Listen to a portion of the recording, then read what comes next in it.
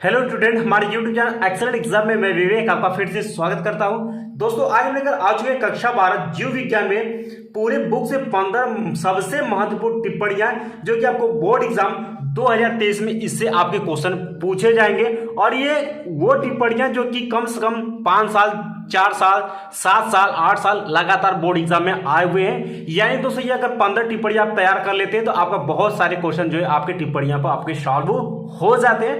तो ये क्वेश्चन आप सभी के लिए बहुत ही इंपॉर्टेंट होने वाला है और ये क्लास भी आप सभी बच्चों के लिए बहुत ही ज्यादा इंपॉर्टेंट होने वाला है। ठीक है, तो क्लास शुरू करने से पहले एक बार जो है सभी बच्चे इस क्लास को लाइक कर दीजिएगा और फटाफट दोस्तों एक बार जो है अपने फ्रेंड में, स्कूल में, हर जगह इस वीडियो को शेयर कर दीजिए ताकि सभी बच्चों को ये क्लास जो अच्छे से मिल जाए, क्योंकि ये इतना इंपॉर्टेंट है कि आप देखेंगे तो 2023 में इसे कोई ना कोई टिप्पणी आपके लिए पूछा जरूर जाएगा। ठीक है, तो दोस्तों साथ में आपको बताते चले कि 2023 के टॉप बैच से जुड़ने के लिए आपको सिंपल सा काम करना है। डिस्क्रिप्शन बॉक्स में टेलीग्राम का और दूसरा व्हाट्सएप ग्रुप का लिंक दिया गया, फटाफट जाकर के जुड़ जाइएगा। ठीक है, सिंपल सा काम आपको करना है और डिस्क्रिप्शन बॉक्स में बहुत सारे प्लेलिस्ट दिए गए सभी सब्जेक्ट के इंपॉर्टेंट के, तो वहां से आप देख करके अपने पढ़ाई को और भी ज्यादा मजबूत और इंप्रूव कर सकते हैं। फिर भी आपको कोई भी प्रॉब्लम किसी भी बच्चे को होती है तो आप हमें कमेंट बॉक्स में कमेंट भी कर सकते हैं। ठीक है, तो दोस्तों आज की क्लास शुरू करते हैं। तो इससे पहले दोस्तों यहाँ आप देख सकते हैं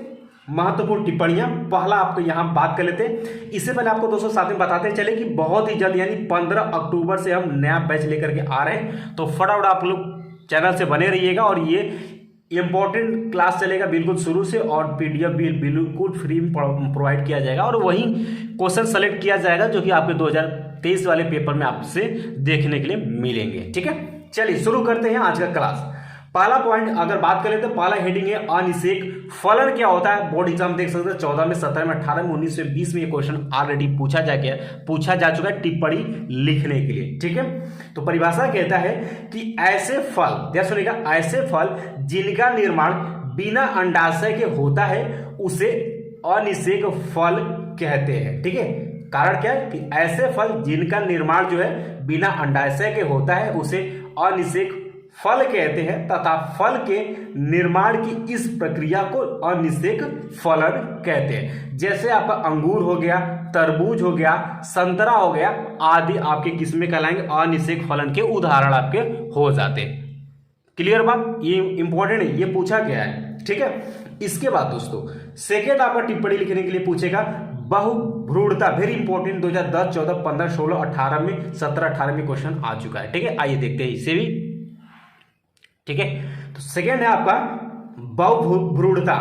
जब किसी एक बीजांड या बीज में से एक से अधिक भ्रूण उत्पन्न होते हैं तो इसे बहुभ्रूणता कहते हैं। यह घटना अनावृति बीजी पौधों में अधिक होती है परंतु आवृत बीजी पौधों में यह बहुत कम पाई जाती है। बहुभ्रूणता की खोज जो है एंटोनी वॉन ल्यूइनहाक ने संतरे में की थी, ये नाम याद आप रखिएगा। ठीक है, इंपॉर्टेंट पॉइंट है।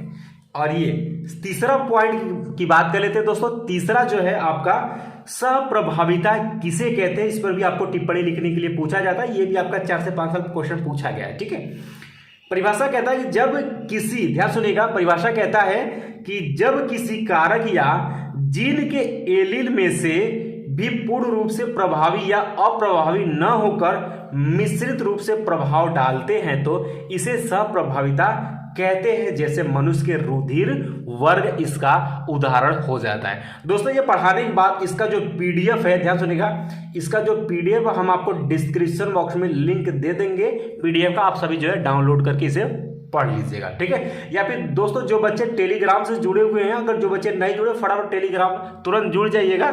हम पढ़ाने के 1 घंटे के बाद जो है टेलीग्राम पर भी इस पीडीएफ को शेयर कर देंगे, वहां से आप सभी जो है डाउनलोड कर सकते हैं। ठीक है, आइए नेक्स्ट पॉइंट देखते हैं।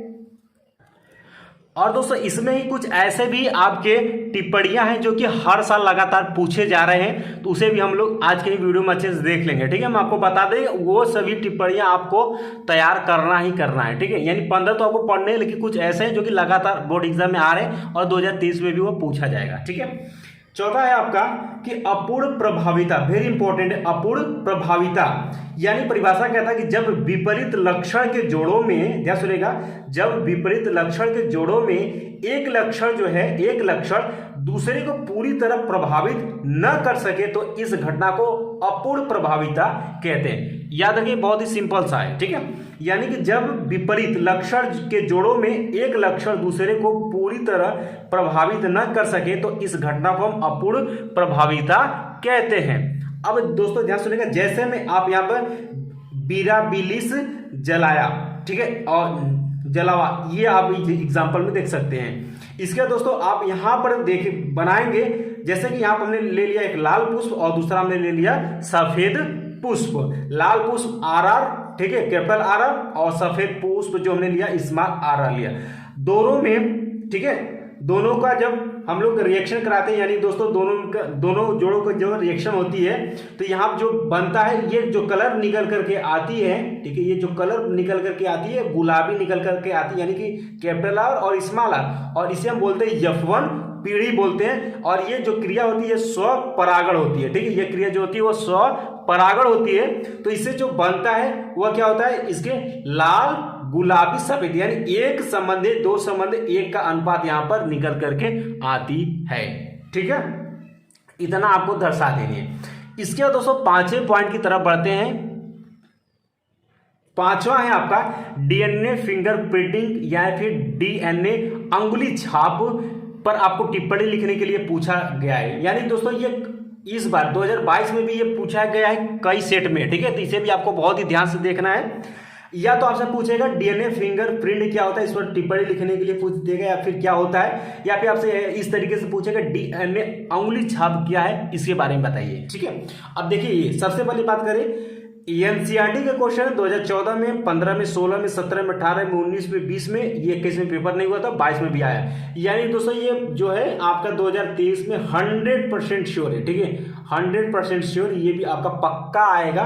तो आप सभी बच्चे इसको अच्छे से तैयार रखिए, बहुत ही सिंपल सा है, आप इसे लिख सकते हैं, ठीक है। चलिए हम आपको बताते हैं कि यह एक ऐसी तकनीक है जिसके द्वारा विभिन्न व्यक्तियों या जीवधारियों के मूल आनुवंशिक पदार्थ में विभिन्नताओं या भिन्नताओं को देखा जा सकता है। इस तकनीक को सर्वप्रथम एलेक जेफरे ने इंग्लैंड में विकसित किया था। अभी एक बार मैं फिर से समझाता हूं, अभी पूरा आपको चीज समझ में आ जाएगी कि यह एक ऐसी तकनीक है जिसके द्वारा विभिन्न व्यक्तियों या जीवधारियों के मूल आनुवंशिक पदार्थ में भिन्नताओं यानी इसको अलग को देखा जा सकता है। इस तकनीक को सर्वप्रथम एलेक जेफरे ने इंग्लैंड में विकसित किया था, ठीक है। इसके द्वारा ध्यान सुनेगा, इसके द्वारा क्या होता है, इसके द्वारा खून, बाल, लार, वीर्य, योनि द्रव आदि के द्वारा अपराधी जो है खूनी, बलात्कारी, पैतृक संबंध की पहचान की जा सकती है। जैसे कि आप आए दिन देखते रहते हैं कि किसी भी जैसे कोई भी कांड होता है तो क्या होता है कि भाई इसका DNA आकर टेस्ट कराया जाए, तो ये क्लियर चीजें हो जाती हैं, ठीक है।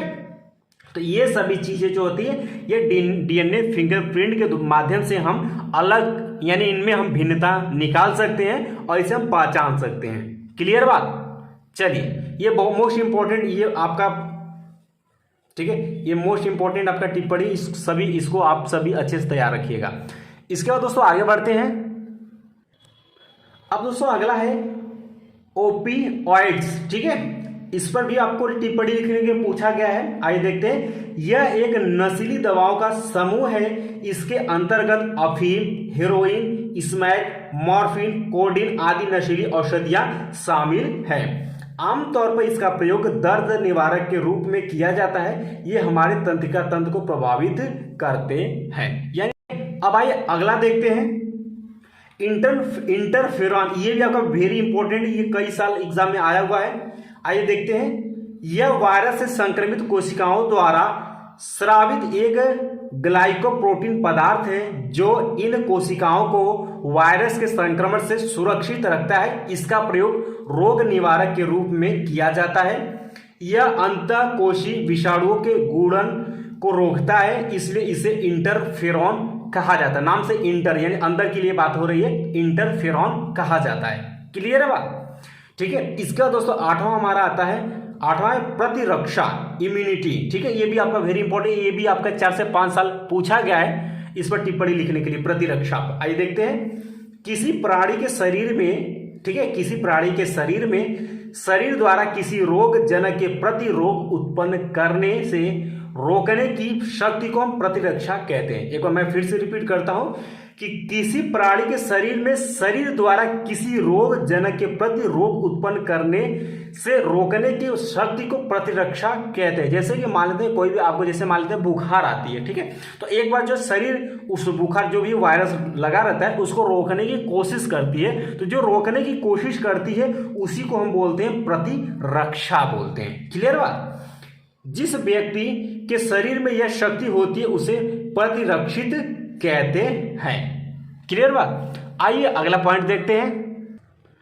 अब दोस्तों हमारा 9वां आ जाता है बीटी कपास, यानी कि बीटी कॉटन किया था, इस पर टिप्पणी लिखने के लिए पूछता है। सभी दोस्तों टिप्पणियां इंपॉर्टेंट है, तो क्लास पसंद आ रही है तो क्लास को एक बार आप सभी लाइक कर दीजिएगा, शेयर कर दीजिए अपने फ्रेंड में, और जो बच्चे हमारे प्यारे नए छात्र इस वीडियो को देख रहे हैं या चैनल से जुड़े, आप सभी चैनल को सब्सक्राइब कर लीजिएगा। ठीक है, अब देखते हैं बीटी कपास क्या होता है। कि कपास में बीटी जीवाणु की औषध अविष प्रोटीन का संश्लेषण करने वाली जीन को जीन इंजीनियरिंग द्वारा निवेशित करके एक नई किस्म को तैयार किया जाता है, जिसे बीटी कपास कहते हैं। यह एक कीट प्रतिरोधी किस्म होती है। इसके प्रयोग से प्रत्येक वर्ष करोड़ों रुपए की फसल को कीटों से बचाया जाता है।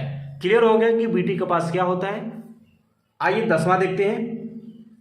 ठीक है, 10वां आपका टिप्पणी आ जाता है कि प्रतिबंधन एंजाइम क्या होती है। ठीक है, आइए देखते हैं। यह एक ऐसा एंजाइम है जिसके द्वारा डीएनए खंड को विशिष्ट स्थानों से काटा जाता है। इसे आणविक कैंची भी कहते हैं या कहा जाता है।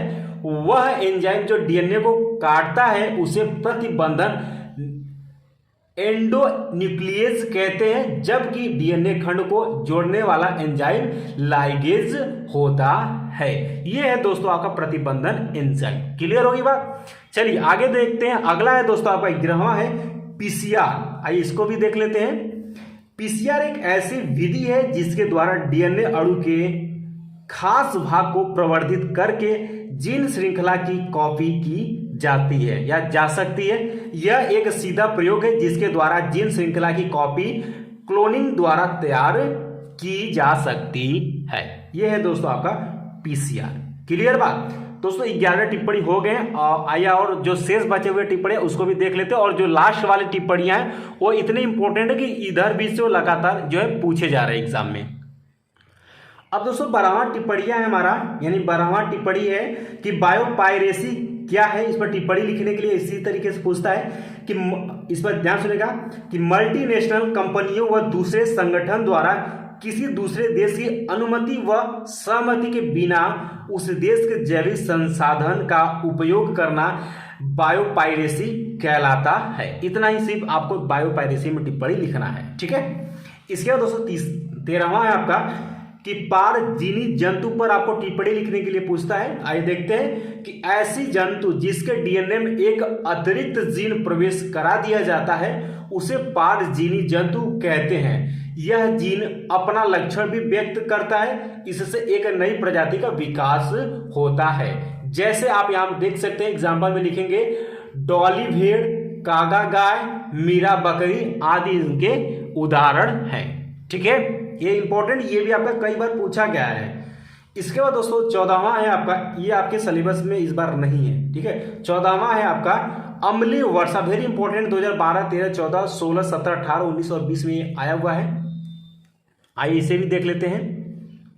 ठीक है, अम्लीय वर्षा प्राकृतिक ईंधनों के जलने से अनेक पदार्थों के ऑक्साइड विशेषकर गंधक, नाइट्रोजन आदि के जल वाष्प के साथ मिलकर अम्ल बना लेते हैं। अम्लीय वर्षा वेरी इंपॉर्टेंट है कि प्राकृतिक ईंधनों के जलने से अनेक पदार्थों के ऑक्साइड विशेषकर गंधक, नाइट्रोजन आदि के जल वाष्प के साथ मिलकर अम्ल बना लेते हैं। जैसे आप यहाँ पहला पॉइंट दिखा सकते हैं कि सल्फर डाइऑक्साइड से आपके यानी कि SO2 से आपके SO 3 तथा H2SO4 बनता है। इसी प्रकार हम कह सकते हैं कि नाइट्रोजन के ऑक्साइड यानी NO2 से आपके HNO3 आदि बन जाते हैं। ठीक है, जब ये अम्ल अधिक आर्द्रता में जल के साथ वर्षा के रूप में गिरते हैं, इसे अम्लीय वर्षा यानी कि एसिड रेन कहते हैं। ये वेरी इंपॉर्टेंट है, ये देख सकते हैं, ये कई साल लगातार बोर्ड एग्जाम में आया हुआ है, तो ये भी आपके 2023 के बोर्ड एग्जाम में पूछा जा सकता है। मोस्ट इंपॉर्टेंट आपकी टिप्पणी ये है। ठीक है, आइए अगला देखते हैं। अब दोस्तों 15 नंबर का टिप्पणी ओजोन परत देख सकते हैं 2011, 12, 14, 16, 15 में और 16 में, 18 में, 19 में, 20 में आ चुका है। इंपॉर्टेंट ये भी है कि ओजोन परत पर टिप्पणी लिखे, इसी तरीके से क्वेश्चन आपसे पूछेगा। ठीक है, आइए देखते हैं। अब लिखेंगे इसमें कि ओजोन परत जो है, जिसे ओजोन मंडल भी कहते हैं, ओजोन परत को हम क्या ओजोन मंडल भी कहते हैं। अब ये पाया कहाँ जाता है, ध्यान सुनेगा। समताप मंडल के निचले तथा क्षोभ मंडल के ऊपरी यानी कि बाहरी भाग में स्थित होता है। यह भाग जो है यानी ओजोन परत जो है, यह भाग 15 से 30 किलोमीटर ओजोन गैस यानी O3 की एक मोटी परत होती है। यह गैस ऑक्सीजन के 3 परमाणुओं से बनी हुई होती है। इसमें एक विशेष प्रकार की तीखी गंध होती है तथा इसका रंग नीला होता है। ओजोन जो है सूर्य से आने वाली हानिकारक किरणों, प्रमुखतः यानी कि पराबैंगनी किरणों को पृथ्वी पर आने से रोककर पृथ्वी और उसके जीवधारियों के सुरक्षा कवच के रूप में कार्य करती है। यही हमारा ओजोन परत। आपने बचपन में यही पढ़ा होगा और इस पर आपको टिप्पणी लिखने के लिए लगातार क्वेश्चन बोर्ड एग्जाम में पूछे जा रहे हैं। तो दोस्तों ये टोटल आपके 15 टिप्पणी हो गया, जो कि हमने आपके साथ डिस्कस किया, बताया। और ये इतनी इंपॉर्टेंट टिप्पणी है कि आपको बोर्ड एग्जाम 2023 में आपको कोई न कोई टिप्पणी आपके पेपर में जरूर दिखेगा। तो ये 15 टिप्पणी आप लिख लीजिएगा। बाकी जो शेष बच जाते हैं, ध्यान सुनिएगा, शेष जो बच जाते हैं उसको हम आने वाले समय में यानी नेक्स्ट वीडियो में आने वाले समय में उसको हम अच्छे से आपको समझा करके बता देंगे और उसका PDF भी हम प्रोवाइड करा देंगे। यानी दोस्तों आपके एक पेपर में, ध्यान सुनिएगा, एक पेपर में कम से कम लेकर के 5 से लेकर के कभी कभी 10 टिप्पणी लिखने के लिए भी पूछा जा सकता है। ठीक है, अब देख सकते हैं कि कितना इंपॉर्टेंट ये है टिप्पणी। यानी कि 5 टिप्पणी पूछा जा सकता है, 7 पूछा जा सकता है, 10 तक भी पूछा जा सकता है। तो ये मोस्ट इंपॉर्टेंट है। तो 15 आप तैयार रखिएगा। बाकी बीच में आने वाले समय फिर हम जो भी लगातार बोर्ड एग्जाम के लिए इंपॉर्टेंट टिप्पणी रहेंगे वो हम आपको बता देंगे। ठीक है, तो चलते चलते जो बच्चे अभी तक क्लास को लाइक नहीं किए, आप लोग लाइक कर दीजिएगा, शेयर कर दीजिए अपने फ्रेंड को, अपने स्कूल में हर जगह आप लोग शेयर कर दीजिएगा। और जो हमारे प्यारे नए बच्चे चैनल से जुड़ चुके हैं या इस वीडियो को देख रहे हैं, आप सभी चैनल को सब्सक्राइब करके घंटी को दबा करके ऑल पर क्लिक कर दीजिएगा, ताकि आने वाले समय का इंपॉर्टेंट क्लास का नोटिफिकेशन आपको मिलती रहे। साथ में बच्चे 2023 वाले बैच से आप सभी जुड़ जाइएगा। डिस्क्रिप्शन बॉक्स में टेलीग्राम और व्हाट्सएप दोनों ग्रुप का लिंक दिया गया, फटाफट जा करके जुड़ जाइएगा। ठीक है, बाकी मिलते हैं दोस्तों नेक्स्ट क्लास में। तब तक के लिए जय हिंद, जय भारत।